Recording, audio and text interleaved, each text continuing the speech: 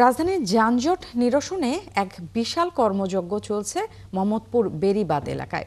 মহানগরের inner circular ring রোডের একটি গুরুত্বপূর্ণ অংশ হিসেবে ৮ লেনের রাস্তা তৈরির কাজ এগিয়ে চলেছে।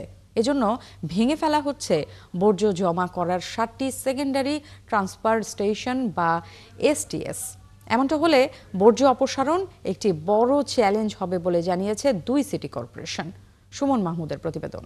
লিলি বিউটি সোপ, যার অ্যান্টি এজিং গুণ তারুণ্য ধরে রেখে ত্বককে করে উজ্জ্বল। তারুণ্যময় উজ্জ্বল ত্বকের জন্য রিমার্ক। মোহাম্মদপুর বেড়িবাঁধ এলাকায় ইনার সার্কুলার রিং রোডের 8 লেনের রাস্তা তৈরির কাজ এগিয়ে চলছে। 5 কিলোমিটার দীর্ঘ এই সড়কটি গাবতলী মোহাম্মদপুর হয়ে বাবুবাজার ব্রিজ পর্যন্ত বিস্তৃত। বৃত্তাকার সড়কের এই অংশটি ঢাকা শহরের ট্রাফিক জ্যাম কমাতে কার্যকর ভূমিকা রাখবে বলে মনে করছেন অনেকে। কিন্তু এই মেগা প্রকল্প নির্মাণ করতে গিয়ে সৃষ্টি হয়েছে এক নতুন সংকট। উত্তর ও দক্ষিণ সিটি কর্পোরেশনের আওতাধীন বর্জ্য জমা রাখার 7টি এসটিএস ভেঙে ফেলতে হচ্ছে। ডেন্সলি পপুলেটেড শহরে এমন কোথাওই আপনি ওই 120 ফিট বা 120 ফিট বাই 40 ফিট বা 140 ফিট বাই 80 ফিট একটা জায়গায় যে আপনি পাবেন, প্রথমত আপনি জায়গা পাবেন না, আর যে জায়গাটা খালি পাবেনও, যদি সেটার কোনো সরকারি জায়গাও হয়ে থাকে, আমরা যদি সেখানে এসটিএসগুলো করতে চাই তাহলে কমিউনিটি থেকে ব্যাপক বাধা আসে। নগরের আবর্জনা ব্যবস্থাপনায় এই এসটিএসগুলো ছিল গুরুত্বপূর্ণ। বাসাবাড়ির বর্জ্য সংগ্রহ করে প্রথমে এসব স্থানে জমা করা হয়, পরে নেওয়া হয় শহরের অদূরে। এগুলোকে ভেঙে ফেলায় বিপাকে সিটি কর্পোরেশন।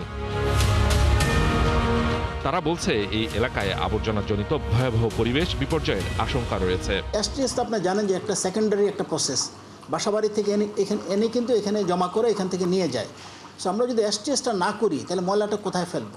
6টার পরিবর্তে 3টে এসটিএস আমরা এখন করছি, যদিও এটার স্থানটা পর্যাপ্ত না, বাকি 3টা কিন্তু করতে পারছি না। বিকল্প পরিকল্পনা না করে এসটিএস ভেঙে ফেলা বা অপরিকল্পিতভাবে তৈরি করা অর্থের অপচয় ছাড়া কিছুই নয় বলছেন নগর পরিকল্পনাবিদরা। ঢাকা শহরে পুরো এসটিএস নিয়ে একটা পরিকল্পনা দরকার।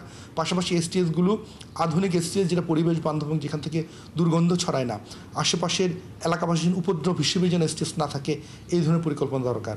অপটিমাম লোকেশন বলি, সেই লোকেশনটাকে সিলেক্ট করা এবং সেই লোকেশন থেকে যেন সরাতে না হয়, সেই বিষয়গুলো ভাবনায় আনা দরকার ছিল।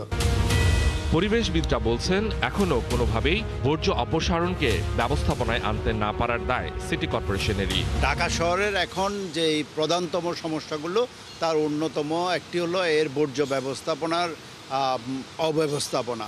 অর্থাৎ আমরা কোনোভাবে একে কোনো ম্যানেজমেন্টের আওতায় আনতে পারি নাই। সড়ক উন্নয়নের সুফল পেতে নগরবাসীকে যদি আবর্জনার স্তূপে দিন কাটাতে হয়, তবে সেই উন্নয়ন কতটা ফলপ্রসূ হবে সেই প্রশ্ন থেকেই যাচ্ছে। সুমন মাহমুদ, ৭১, ঢাকা।